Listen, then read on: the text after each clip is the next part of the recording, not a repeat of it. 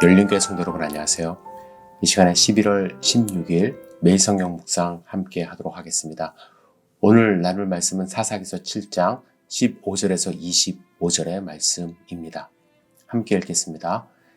기드온이 그 꿈과 해몽하는 말을 듣고 경배하며 이스라엘 진영으로 돌아와 이르되 일어나라 여호와께서 미디안과 그 모든 진영을 너희 손에 넘겨주셨느니라 하고 300명을 세 대로 나누어 각 손에 나팔과 빈 항아리를 들리고 항아리 안에는 횃불을 감추게 하고 그들에게 이르되 너희는 나만 보고 내가 하는 대로 하되 내가 그 진영 근처에 이르러서 내가 하는 대로 너희도 그리하여 나와 나를 따르는 자가 다 나팔을 불거든 너희도 모든 진영 주위에서 나팔을 불며 이르기를 여호와를 위하라 기드온을 위하라 하라 하니라.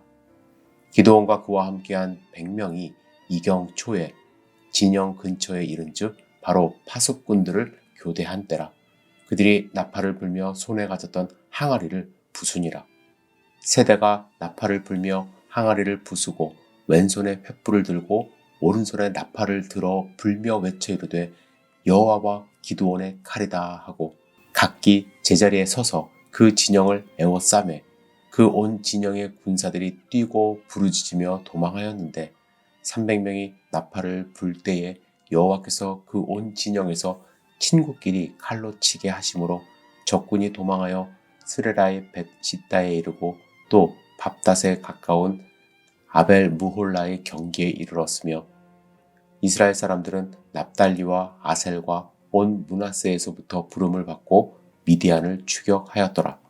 기드온이 사자들을 보내서 에브라임 온 산지에 두루 다니게 하여 이르기를 내려와서 미디안을 치고 그들을 앞질러 벤 바라와 요단강에 이르는 수로를 점령하라 하며 이에 에브라임 사람들이 다 모여 벳 바라와 요단강을 이르는 수로를 점령하고 또 미디안의 두 방백 오렙과 스엘을 사로잡아 오렙은 오렙 바위에서 죽이고 스앱은 스앱 포도주 틀에서 죽이고 미디안을 추격하였고 오렙과 스앱의 머리를 요단강 건너편에서 기드온에게 가져왔더라.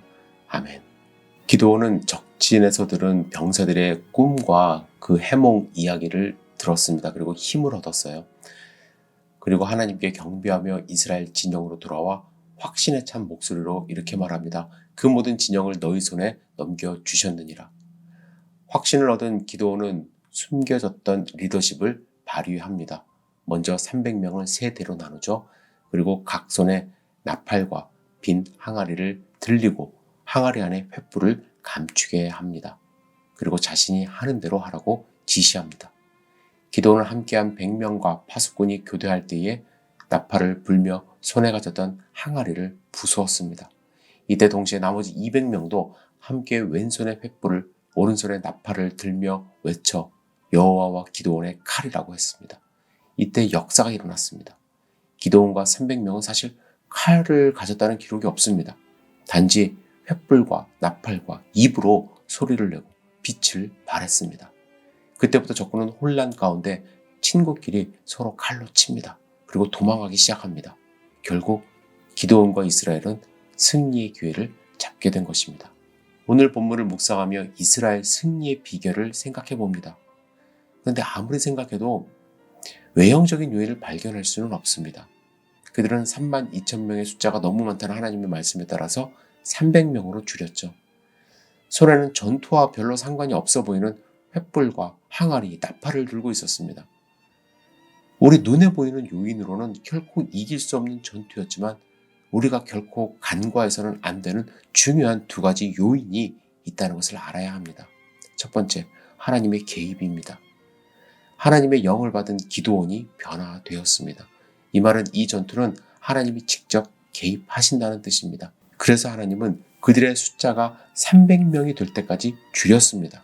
이 전투는 사람이 하는 것이 아님을 알려주신 것입니다. 그리고 보통 300명이 일시에 항아리를 깨뜨리고 소리를 질렀기 때문에 사람들이 혼란에 빠져 서로 죽였다고 생각합니다. 즉 기드온의 지략이 좋았다고 생각하는 거죠. 하지만 300명으로 수만 명을 이런 식으로 혼란에 빠뜨리게 하는 것 결코 가능하지 않습니다. 이 과정에서 하나님이 개입하셨다는 것밖에 설명되지 않습니다. 하나님은 이스라엘 백성에게 이 전투는 너희 힘으로 하는 것이 아니라 하나님이 하셨음을 끝까지 보여주고 계십니다. 그리고 둘째는 백성들의 순종입니다. 여러분, 만약 300명이 가진 항아리와 횃불로 그리고 나팔로 승리할 수 있는 전투라면 굳이 이 300명도 필요했을까?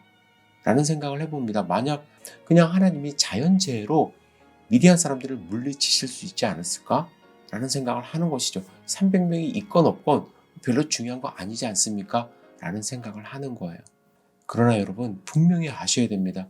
하나님은 그냥 아무 이유 없이 그냥 해주시는 경우는 없습니다. 생각해 보세요. 여호수아가 여리고성을 무너뜨릴 때 매일 한 바퀴씩 6일을 돕니다. 그리고 마지막 날에 7바퀴를 돌게 하셨어요. 하나님은요, 백성들이 하나님의 말씀을 순종하는지 보고 계시는 것입니다. 그들이 13바퀴를 총 돌았는데 이 13바퀴 돈다고 해서 땅이 파이는 것도 아니고 벽을 조금이라도 가볍게 또 흔들리게 할 수 있는 그런 상황이 아닙니다. 하나님은 순종을 통해서 역사하시는 거예요. 하나님의 말씀을 듣고 그대로 행하는지 보고 계십니다. 여러분, 승리는 하나님이 주시는 것입니다. 그러한 겸손한 자세를 가져야 합니다. 그리고 우리의 순종을 통해서 역사하신다는 그 자세도 동시에 가져야만 합니다. 내가 할 수 있다는 교만을 버리고 나는 아무것도 안 하겠다는 그러한 자세도 동시에 버려야 하는 것이죠. 우리는 주의 종으로서 정체성을 확실히 하여 주의 말씀에 순종할 때 우리 힘으로는 상대할 수 없는 미디안 군대를 이길 수 있는 것입니다. 항아리와 횃불, 나팔을 가지고 나아간 300명처럼 하나님의 말씀을 들고 순종의 모습으로 저 앞에 당당해서는 하나님의 자녀 되기를 간절히 기도합니다. 우리를 둘러싼 미디안과 같은 적군은 하나님이 반드시 물리쳐 주실 것입니다. 기도하겠습니다. 전능하신 주님, 메뚜기 떼와 같았던 미디안 군대들을 물리쳐 주신 하나님을 찬양합니다. 우리도 이스라엘 백성처럼 기드온처럼 하나님의 영이 충만하여 순종하는 모습으로 살아갈 때에 하나님이 승리를 허락하신다는 사실을 잊지 않도록 인도하여 주시옵소서. 오늘 하루 승리하기를 원합니다. 승리 하나님, 우리와 함께 동행하여 주시옵소서. 예수님의 이름으로 간절히 기도드렸사옵나이다. 아멘.